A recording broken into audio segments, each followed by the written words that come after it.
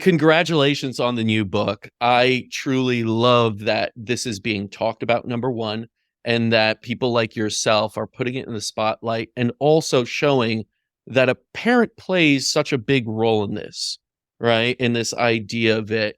Talk me through kind of the process of what even led you to write this book. It's sort of what I would call divine timing. During my time at Boston University in my second half there, I started getting really intense anxiety, and at the time 9/11 had just happened. We were Right. juniors. We were in a really rigorous program in School of Management. And I was just telling myself, everything's fine. I'm fine. Everything's fine. And, fine isn't even a feeling really. And I just didn't even recognize that I was feeling stress and anxiety in ways that I'd never had to deal with before. And went to the doctor, thankfully had a great doctor. I think I still went to my pediatrician at that time. And she said, I don't want to put you on any medication yet. Why don't we try some other things first? Tell me about your life at school. What are you doing? I said, well, I go to the gym, I do this, I do that. And I go to yoga class a couple times a week. And she said, well, Christmas break is coming up. How about you go to yoga like 3 or 4 days a week? And then why don't we touch base before your next semester and see where you're at? So I did. And it was the only time of day where my mind wasn't running at 1,000 miles an hour, worrying about something. I didn't know why it worked. I didn't know how it worked. I just knew that I felt different. My family started noticing things. My parents, who'd never done yoga in their life, started talking to each other and saying, I don't know what she's doing. Maybe it's I don't know, but she needs to keep doing it because it's helping her a lot. So they were very supportive.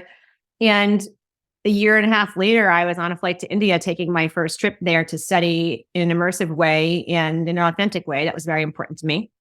I've always been a go to the source kind of person. And I thought it would be the thing that I did temporarily while my friends were applying to Wall Street and, law school. And I was going to do that too. Yeah. But I was going to just, do this for a little while first while I got some clarity. Then after about a year, I thought, I don't want to do this temporarily. I want to do this forever. So I started recognizing if yoga could heal me, it could heal anyone. And I started learning more about it. I started going to India repeatedly, teaching students in group and one-on-one settings, watching them heal, feeling more empowered. Like, this is a tool that works. And then when I was about 30, I had a 2-year-old, 6-month-old, and my older child was just diagnosed with autism. And the only thing I knew how to do at that time was take care of myself. I'd been doing it now for almost a decade. So I didn't think I was doing anything special. I thought, I'd wake up in the morning and feel so overwhelmed with so many decisions to make for my child. I was always passionate about clean eating. So making sure his food quality was top notch, making sure he was getting the right therapies. I was making the right medical decisions. Wondering, of course, what is his future going to look like? Will he talk? Will he not? I don't know. My mind was just full of things.